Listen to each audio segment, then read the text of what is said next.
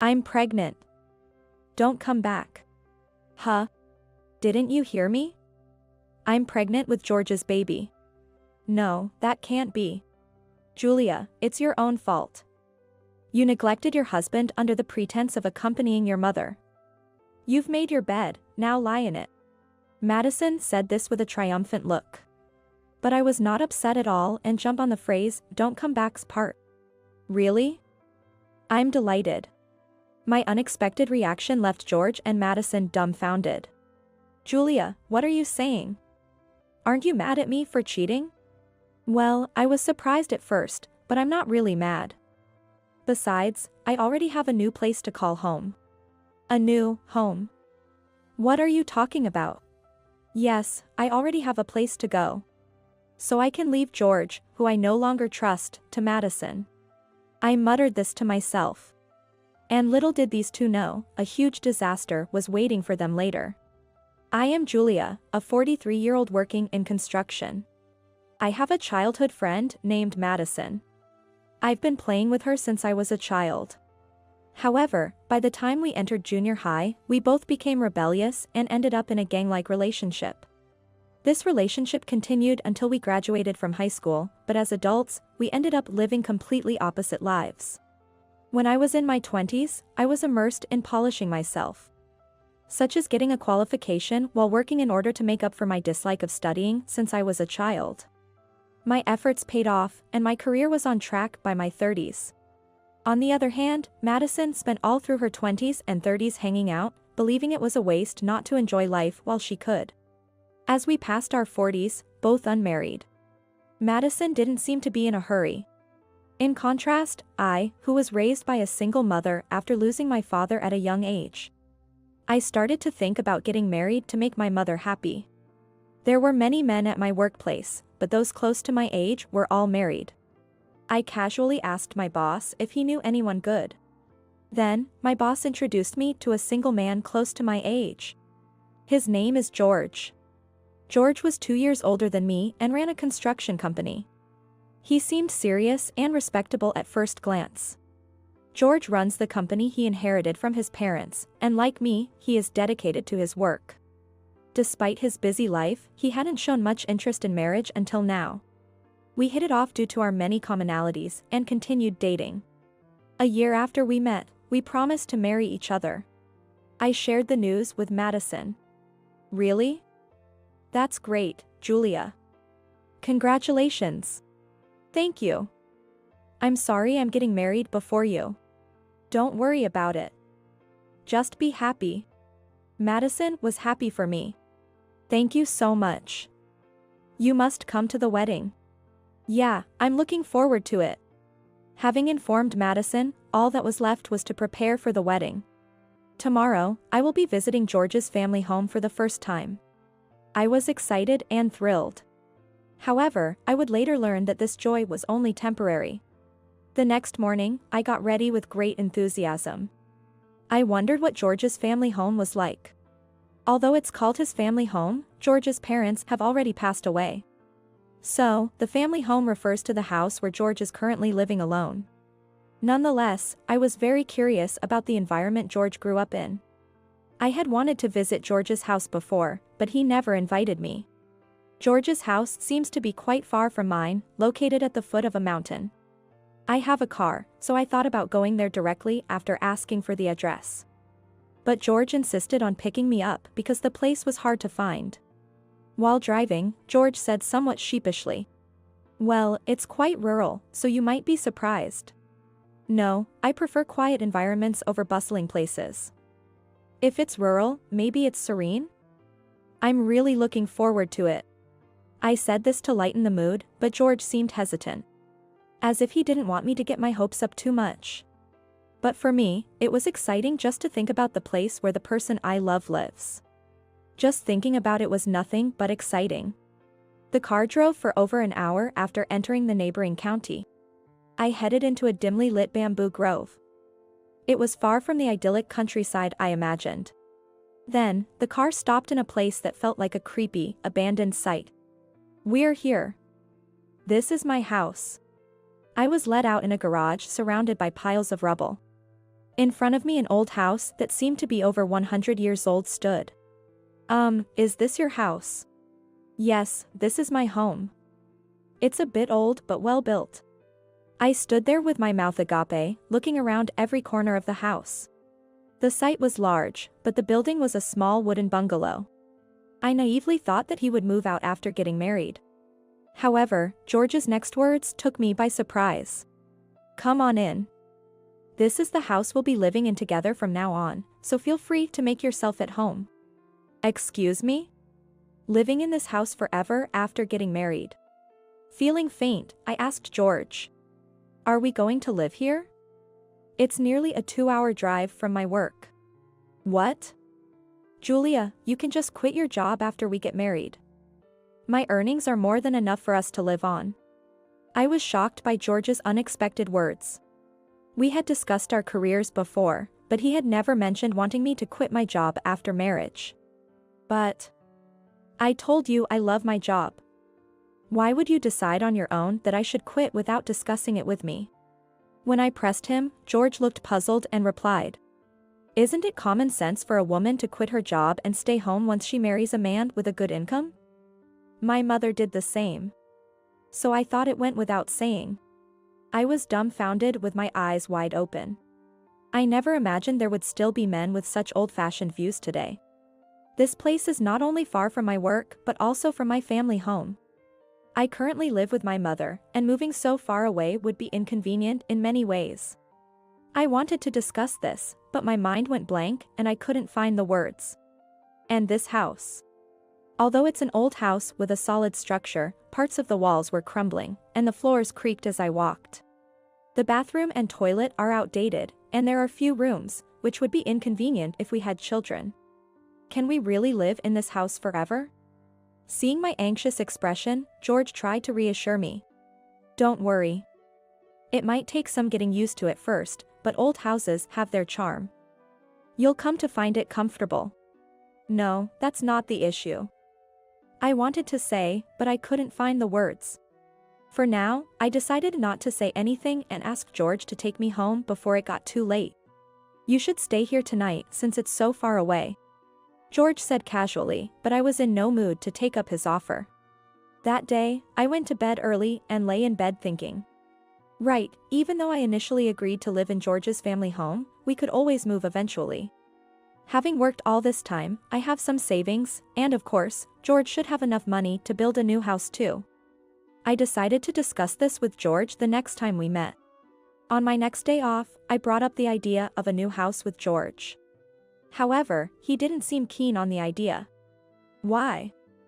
It seems like such a waste to move when we already have a house. George had already set his mind on living in his own house. I wondered if it was selfish of me to care about the convenience of getting to work or living closer to my family home. I felt a rising irritation. Yet, I didn't fall out of love with George, and we got married as planned. Indeed, considering his status as a construction company owner, our wedding was a grand affair. Of course, Madison attended too. Madison, looking flashy and youthful, stood out at the venue, attracting attention from the men. Even George, the groom, asked if that beautiful woman was my friend. Though I was the bride, I felt a tinge of jealousy towards Madison. Somehow, the wedding went off without a hitch, and our married life began. George was content with living leisurely in his familiar home. Reluctantly, I quit my job to focus on home life, but something felt amiss. So, I had been planning something. One day, I received a call from the hospital where my mother was a regular patient. According to the hospital, my mother had suddenly become ill and needed to be hospitalized. I rushed to the hospital and entered my mother's room. Mom, are you okay? Julia, I'm sorry to worry you. My mother's complexion was very poor. Upon asking the doctor, it seemed her condition was serious, and she would need a long hospital stay. I decided to stay with my mother for a while and went back home to pack my things. I told George the first needed to be with my mother for some time. But George didn't seem too worried about my mother. Ah, I see. Well, take your time. I was taken aback by his reaction. As if I were going on a leisure trip instead of attending to my sick mother. Yet, George seemed annoyed by my expression. What? Why that look? Did I say something wrong? No, it's nothing. Thinking about it, George was raised in a wealthy family. Expecting him to understand might be asking too much. So, I didn't argue further and quickly returned to the hospital. It's been almost 3 months since my mother was hospitalized. Her condition remains the same, and she still needs my support. What bothers me more is that George has not visited even once. Is he still holding a grudge because I frowned at his words? If that's the case, it's incredibly petty. My mother, lying in her bed, looked at me with concern. Julia, is George okay? Don't worry about me, maybe you should go back home to him. It's okay, Mom. I do go home occasionally. I said this to avoid worrying her further, but to be honest, I was anxious. For about the first month, I indeed went back home to check on things. However, George was in a bad mood and wouldn't even speak to me. After finishing chores like cleaning and laundry, I would just head back to the hospital. Eventually, I started to feel as if George was managing the household chores on his own, and perhaps I wasn't needed at home. At night, when my mother was asleep, I would lie awake, thinking about various things. Is it really okay to continue like this? Months passed by. During this time of contemplation, I received a phone call. When I looked at my phone, it was a call from Madison. Hello? Julia, it's been a while. I was just wondering how you've been, so I decided to call. Madison, it really has been a long time. How have you been? Hearing Madison's voice after such a long time made my heart leap with joy. However, I felt a slight hesitation in her response to my question. Yeah, I'm doing fine. Oh. I see. Somehow, the atmosphere felt tense, and I wasn't sure what to say next. Then, Madison started the conversation. Hey, when are you coming back home next? Excuse me? I hadn't told Madison that I was currently away from home, taking care of my mother. So, I was puzzled as to why she would ask such a question. But since she had reached out after so long, I tried to remain calm and asked her. What's up, Madison? Did you call because you needed something? No, nothing in particular. I just wanted to hear your voice. While she was talking, I heard a man's voice in the background saying, Hey, Madison, which sounded oddly familiar. Upon hearing that voice, Madison exclaimed, Oh, and hurriedly ended the call. That voice, could it be? A shiver ran down my spine. It had been over 3 months since I stopped returning home. A bad feeling started to creep over me, so I decided to go home the next day. The following day, after the morning rounds at the hospital, I rushed home. Since it was Sunday, George should be at home. When I arrived by car, I noticed a bright red sports car parked in the space where my car should be. This car, it looked familiar. Upon unlocking the front door and entering, I saw a pair of stylish high heels in the entrance. It seemed my premonition was correct. George, are you here? As I called out from the entrance, George appeared with wide eyes.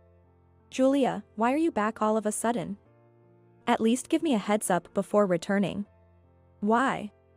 These shoes and the car in the garage. Aren't they Madison's? Yeah. Madison just happened to stop by. George tried to smooth over the situation, but he was clearly flustered. Then, Madison emerged from the back, wearing a casual dress. Don't come out, George said to Madison, but she appeared nonchalant. Why not? There's no need to sneak around. We have to talk about it eventually, right? Madison seemed defiant. Without any sign of remorse, she stood boldly in front of me. Madison, usually so stylish, was wearing a simple dress that covered her ankles. Almost like a maternity dress. As I was thinking this, Madison revealed a surprising fact. I'm pregnant. Don't come back here. What? Didn't you hear me? George and I are having a baby. That can't be, really? Madison, standing defiantly, dropped this bombshell while George beside her sighed deeply, looking down. Perhaps George had hoped for a more calm and collected conversation. It's your fault, Julia. You neglected your husband under the guise of accompanying your mother. You brought this upon yourself. Madison said triumphantly. But I wasn't upset. Seeing that I wasn't panicking, Madison said, pouting. What's with that attitude? I heard you didn't like this house. That's fine by me. I don't mind the old house or the spacious grounds. And there are no nosy neighbors. Plus, George is kind and wealthy, so it's perfect. George, perhaps feeling validated by Madison's words, suddenly changed his demeanor from awkward to confident. When I saw Madison at the wedding, it fell in love at first sight. So, I thought I'd ask you, who dislikes this house? To leave so Madison and I could live here. Exactly. George looked up my contact information from the guest list and called me. He said you weren't coming back, so he wanted me to come over. I was hesitant at first, but he seemed to need me so much. I couldn't say no, Madison bragged. Oh, I see. I responded indifferently. Humph. You're just putting on a brave face. You must be seething inside. I'll say it again, I'm carrying George's child. So, don't come back here. Madison said. To that, I responded with a smile. Is that so? Gladly. My unexpected reaction left George and Madison dumbfounded. Julia, what are you saying? Aren't you angry about my affair? Well, I was surprised at first, but not really angry. Besides, I already have a new place to live. A new home. What do you mean? George looked puzzled, so I explained. Actually, I've been looking for a new house since we got married. I thought we could live here initially. But it's not practical if we have children. There are no schools around here. Madison seemed taken aback by my words. She hadn't considered the need for schools when thinking about their future child. Why didn't you discuss such an important matter with me? Because you said you didn't want to move out from here. So, I looked into real estate and researched online by myself. But now, it's no longer your concern. What do you mean? George was astonishingly clueless. Despite his affair and getting Madison pregnant, he seemed to think we could still move together. I continued calmly. Since you've chosen Madison and are expecting a child with her, you should just live here with her. You can afford to send your child to a distant private school and drive them every day. George seemed to accept my words with nods of agreement. Madison was surprised at my calm demeanor and asked, Julia, aren't you too accepting of this? How can you so easily accept George and my relationship? No, I've just lost my trust in George, who never once visited my seriously ill mother in the hospital. So, I've decided to live with my mother in the new house. We've arranged for home nursing care from the hospital. Aren't you really angry about the affair? You won't demand alimony later, will you? George was still only thinking about himself. A true product of a sheltered upbringing. Don't worry. I won't do anything underhanded, I said with a slight smile. I knew that without my intervention, these two would face their own significant challenges later on. Then George and I divorced. And I moved to the new house with my mother. The new house, made barrier-free, allows my mother to recuperate comfortably. It's close to the hospital, so help is readily available if needed, which gives me peace of mind. George was living his newlywed life with Madison in that house. Madison's belly was gradually growing, but there was no hospital nearby. So, George had to drive her over an hour for each medical checkup. Despite this, one might expect them to have a happy married life, but then, after a while, I received a call from George. Hey, why do we have to leave our house? I thought to myself that the day had finally come. Did your uncle come by? Yeah, he did. Did you know about this and keep it a secret? The uncle he referred to was his father's brother. Oh, but George, you should have known that the house is owned by your uncle. Ah. It seemed George had forgotten about this and had been living in the house all this time. I remembered being told when I visited George's relatives before our marriage. Before George's father, the eldest son, passed away, he entrusted the ownership of the family home to his brother, the uncle. They believed George was unreliable as an heir, so they couldn't let him inherit it. So, George was living there with his uncle's consent. I completely forgot about that. But my uncle suddenly came by yesterday, saying he had informed his wife that they were planning to sell the land. Why didn't you say anything about this important matter? Hearing this, I couldn't help but laugh inwardly at how much of a character George's uncle was. I had told the uncle everything that led to the divorce. And then, he had promised to give George a piece of his mind. I'm sorry. I was about to tell you about the house being sold, but then you went ahead and got Madison pregnant. I thought I'd leave the rest to the two of you. But it's fine, isn't it? You have enough money to move anywhere, right? Ah, well, about that. George's voice suddenly darkened. I knew what he was about to say, but I pretended not to know and asked him. What's wrong? I've been demoted from the position of president. My uncle said the employees wouldn't follow me because I'm unreliable. He told me to start over as a regular employee. So, my salary is going to be less than half. Oh, is that so? I responded nonchalantly, but I already knew all about it from George's uncle. Madison is furious. She wanted to remodel the house we lived in and build a spacious mansion. When she heard we had to vacate the house and that my salary was cut, she hasn't spoken to me since last night. What should I do?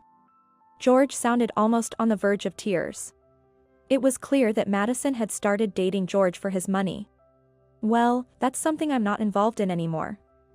You'll have to figure it out yourself. Wait, what? No. Hold on. George tried to keep me on the line, but I didn't care and quickly hung up. The next moment, I received a call from Madison. I didn't want to answer, knowing what she would probably say, but I figured she would keep calling persistently if I ignored her. So, reluctantly, I answered the phone. Madison's voice came through like a torrent. Hey. What are you going to do about this? It's all your fault, Julia. I thought I had married a rich man. Just as I expected, Madison lashed out with predictable complaints. Well, it's fine, isn't it? George is a kind husband for you. It's not like he's unemployed. I can't accept this. You knew, didn't you? We had to leave the house. And you kept quiet about it, that's so cowardly. What would have happened if I had told you earlier? If you couldn't have the ideal life you wanted, you would have left, right? That would be pitiful for the child in your belly. Madison had nothing to say in response when I hit back with the truth. No matter what life becomes, now that you're going to have a family, you need to stand firm. After conveying just that, I quickly hung up again. I harbored no resentment for losing George. I just couldn't believe I lacked the judgment in men. Forced to leave, George and Madison apparently moved to her parents' house. Despite Madison's parents being angry about their daughter marrying a man who left his wife, they gladly accepted the situation for the sake of their forthcoming grandchild. Years later, George and Madison, with their child in tow, showed up at my place. I hadn't given them my new address, but they had apparently spotted me in town and followed me to find out where I lived. I wondered why they went through all that trouble. Julia, are you there? Actually, we were in the area for our child's kindergarten entrance exam and decided to stop by. Madison announced pompously upon barging into my home. Even as a mother now, she still wore flashy makeup and fashion. I didn't really want to see her, but I responded politely to avoid any unnecessary comments. Still the same, I see. So, how did it go? I wasn't interested in Madison's affairs, but I knew she would bring something up, so I asked anyway. Haha, listen to this. Our child got into the best kindergarten in this area. So, you came all the way here just to tell me that? Well, congratulations. It was clear she had come to brag. Exactly. Our child is so talented, just like his dad. And he inherited my good looks, which made a great impression during the interview. Madison continued to ramble on with her boasting. Oh, that's nice for you. I replied sarcastically, which seemed to irritate Madison as she glared at me with a scowl. Despite someone's actions almost leading us to hell, we're now happily living as a family. There's nothing like having a family and a home, right? George? Ah, yeah. Sure. George finally spoke up from behind Madison.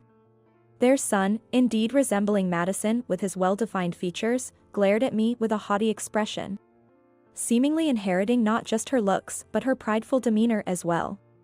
And this, the best kindergarten, is. Haha, you wouldn't know about kindergartens being single, right? It's Oliver Kindergarten, just nearby. Madison spoke disdainfully, so I quickly retorted. Who said I'm single? I've remarried. George and Madison looked dumbfounded at my revelation. Really? I thought this was your family home where you lived with your mother. Yes, but now I live here with my husband. At that moment, my husband, David, appeared. Got guests? Please, come in. Ah. You are. Upon seeing David, both George and Madison exclaimed in surprise. Recognizing them, David responded. Ah, you must be Liam's parents who came for the interview the other day. You were the interviewer, right? Sorry for the late introduction, I'm David Oliver, the principal of Oliver Kindergarten. You're Julia's friends, I take it? My wife always speaks highly of you. Learning that David was the principal of Oliver Kindergarten left George and Madison speechless. The principal is your husband? Yes, that's right. I can't believe someone like you would marry the principal of a prestigious private kindergarten. How did you even meet? Madison criticized me. But I had worked hard and changed since the old days. I wasn't about to be belittled by her now. We met through work. My company was contracted for the renovation of the kindergarten. It's true. I was impressed by her dedication to her job, so I was the one who asked her out, and that's how our relationship started. David added shyly. Let me introduce you properly. This is my ex-husband, George, and his wife, Madison, who used to be my best friend and took George from me. Hey. Don't introduce us like that. Yeah, what kind of thing is that to say in front of a child? Standing in front of the principal of the kindergarten their child was about to enter, George and Madison were visibly flustered and embarrassed. It was already a prestigious private kindergarten with a long-standing reputation. The revelation of such unfavorable family circumstances must have been unbearable for them. Madison, apprehensively, asked David. Does this mean our child's admission will be revoked? David slightly tilted his head with a stern look but soon returned to his usual expression and replied. For now, let's observe your child's behavior in the kindergarten. Does that mean our child can still attend? George and Madison seemed relieved. However, they seemed unaware of how challenging life in the kindergarten could be. Life at the kindergarten turned out to be a disaster for George and Madison. This was because our kindergarten had a strong community among the parents. And even a hint of negative gossip could spread quickly. Thus, rumors about Madison stealing her husband from the principal's wife spread like wildfire. Most parents were strict about their children's education, so George and Madison were quickly ostracized. Their situation affected their child. Liam, who became isolated from his peers and cried every day, wanting to leave the kindergarten. Eventually, they had to withdraw from the kindergarten, and the family disappeared from our lives. Later, David heard from another kindergarten principal one news. George's family had transferred Liam to a public kindergarten. However, the same rumors spread there too, making their local standing increasingly uncomfortable. Eventually, George and Madison left Liam. Lately, it seems that Madison's parents are the ones attending kindergarten drop-offs, pickups, and events. Madison's parents, who were well-liked in the neighborhood, attended kindergarten events and ensured Liam could attend without issues. Even Madison's parents, who had been indulgent, seemed to have given up on her, deciding to raise Liam as his guardians. I was concerned for Liam, but hearing this from David, I felt relieved. Sometime later, Madison's parents came to apologize. We're sorry for coming so late. We wanted to bring Madison, but she absolutely refused. Is Madison back at home? I was surprised to hear Madison was at home, having heard that the couple was missing. According to her parents, George and Madison, unable to endure poverty, divorced, and only Madison returned home. Yet, Liam doesn't see her as a mother, and she's ignored at home. Time passed, and I gave birth to a daughter, my first child. Having delivered in a local hospital, I made many mom friends. Though I lost a childhood friend, I now look forward to spending time with mom friends in similar situations. David took paternity leave and has been an excellent hands-on dad. This might be the happiest time of my life. No, I intend to continue enjoying parenting with good family and friends around. I want to pour all my love into raising my daughter just like my mother did for me. Even if there are times when I head in the wrong direction, like my daughter. I'll trust in my family, the people around me, and above all, myself. Vowing to live a strong life as a mother. My husband, Benjamin, and I were high school classmates. Our relationship started during a school trip in our sophomore year. I had a dream. It was to become a doctor. At that time, Benjamin had a dream too. It was to become a lawyer. We both pursued our dreams, getting into our respective universities. It seemed like we were both smoothly on our way to achieving our goals, but Benjamin failed the bar exam 5 times in a row. After that, Benjamin started working in sales at a general company. On the other hand, after 6 years of university and a 2-year training period, I successfully became an OB/GYN. Liz, you've finally become the doctor you wanted to be. Congratulations. Benjamin was as happy for me as if it were his own achievement. Thank you. I think it's going to get even busier from now on. I'm sorry if I have to cancel our dates more often than before. There were several times during my residency when I was called in for emergencies. Now, as a fully fledged doctor, I have to work with even more responsibility. Especially in obstetrics and gynecology, we can't schedule the birth of children to coincide with our convenience. We must be available 24/7 whenever a child decides to arrive. There's no time to worry about dates or anything else. Feeling apologetic to Benjamin, I said sorry, and then he said, "So, why don't we get married?" Oh, marriage? Yeah. That way, we can always be together. You can go to work when you need to, and if we have kids and something urgent comes up, I'll support you. As I was surprised by the sudden proposal, he hugged me and reassured me with strong words. I remember answering, "I'd be honored," while crying. Working in obstetrics and gynecology is the only field where you can be part of the miracle of life. Of course, we also treat illnesses, but there's a joy in this field that you can't find in any other. I could say it's my true calling. Now, I'm 35 years old. I've been working as an OB/GYN for 9 years. I've been present at numerous births and have delivered many babies myself. However, Benjamin and I have been married for 7 years, and we don't have any children of our own. We both love kids and used to say we wanted many. I'll work hard at my job. Benjamin was very enthusiastic at the beginning of our marriage. But that enthusiasm has significantly faded. This is something beyond our control, so we thought it was okay, but that was no longer the case. Recently, even when we both have days off, we don't go out anywhere. Benjamin locks himself in his room, constantly doing something. At some point, he put a lock on his room and always locks it when he's inside. At the beginning of our marriage, we used to sleep together in the same bedroom happily. However, due to my job, I sometimes have to leave the house in the middle of the night. So we decided to sleep in separate bedrooms not to wake Benjamin up. Also, when I'm away for late shifts or night shifts, Benjamin comes home late. How do I know? Because we have a dog. To keep an eye on the dog at all times, we've set up a surveillance camera in the living room where the dog's cage is. The camera is set to send notifications to our phones when someone comes home, so I can tell when Benjamin gets home. Of course, Benjamin knows about the camera, and we can both access it from our phones. Then, one day, I received a notification at an unusual time when I was on a night shift. It was my night shift, but it appeared that he had returned home at the regular time. Normally, I wouldn't have thought much of it, but I felt something was off with that notification sound. Since I was on a break, I immediately checked my phone, and there I saw Benjamin and the legs of a woman wearing a skirt. What is this? I couldn't help but exclaim in the break room. The nurses around me asked what was wrong, but I just smiled and said it was nothing. After that, I started receiving more notifications of Benjamin coming home at regular times on the days I had night shifts. But whenever I check, I can only see the feet of a woman.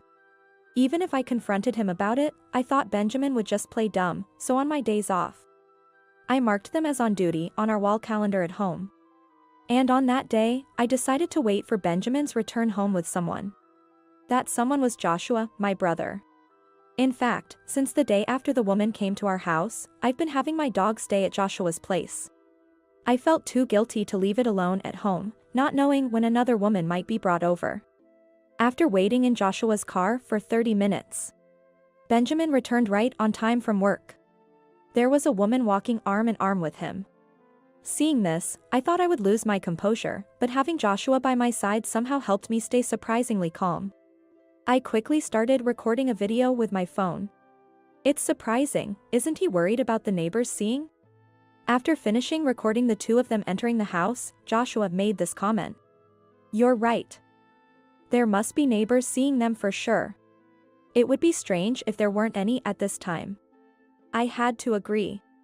Looking around, it seemed like it was the rush hour for our neighbors returning home.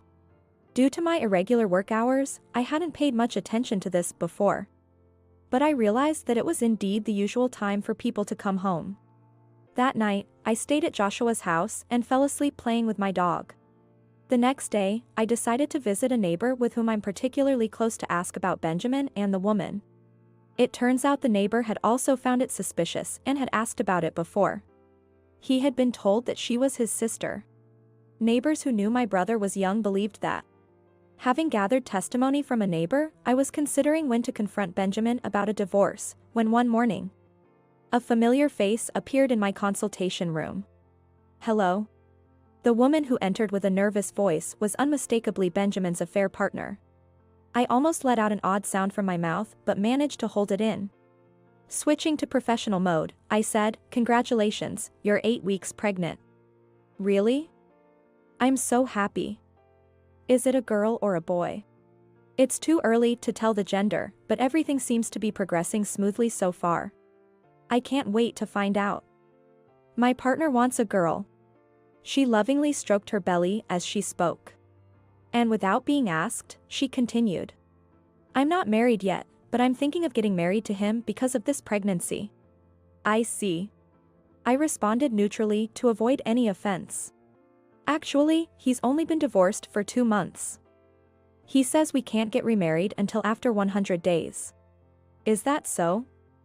Is the father of the child here at the hospital today?" "Yes. He's waiting in the car," she replied happily. When I suggested she bring him in because I wanted to discuss the future, so she went out with a smile to call him. 15 minutes later, after seeing another patient in the meantime, I called in the affair partner again. Sure enough, Benjamin followed her in. Benjamin began, "Excuse me, but stopped mid-sentence when his eyes met mine, still maintaining my professional smile. "Why are you here, Liz?" He said this while looking at the nameplate outside the consultation room and muttered, "Seriously? I work under my married name rather than my maiden name." While many female doctors continue to use their maiden names, my maiden name was very rare and difficult to pronounce. However, Benjamin's surname is the most common in America. Perhaps that's why he hadn't paid much attention to it. In the hospital where I work, it's rare, but there has never been another doctor with the same last name in the same department. And the nameplates only display last names. Seeing Benjamin's flustered look, the other woman looked puzzled. "Liz refers to me, right? We came in together, so of course I'm here." Hearing this, I was dumbfounded. The other woman's name is Lizette. Indeed, Liz. Nonetheless, calling both his wife and his affair partner by the same nickname is utterly despicable. As Benjamin, cornered by the affair partner, seemed to panic, saying, "No, this is a bit," I decided to explain. "Lizette, my name is Liza. I'm also known by Liz." "What? Benny, you were cheating?" The fact that a 35-year-old man is referred to as Benny almost made me burst into laughter. "You're called Benny? And I did tell you about my workplace, right?" "No. I forgot about the workplace." Benjamin was taken aback. It seemed he had no interest in my workplace, or he hadn't listened at all. Unperturbed, the affair partner pressed Benjamin further. "Benny, who is this woman? No. Well, Benjamin was at a loss for words. Of course, he was. According to the affair partner's story, Benjamin had been divorced from me 2 months ago. Taking over from the silent Benjamin, I decided to confront the affair partner with the truth. Lizette? I'm Benjamin's wife. Huh? Was it a lie that you said you divorced to marry me? That's when Benjamin spoke up. It's not like that. Just keep quiet for now, Liz. What are you saying? We need to clear this up. You tricked me, didn't you? Just be quiet, will you? Benjamin seemed to be in a real panic. Of course he does. No one could remain calm when caught lying in front of their spouse and being confronted by an affair partner. When did you start your relationship with Benjamin? About a year ago.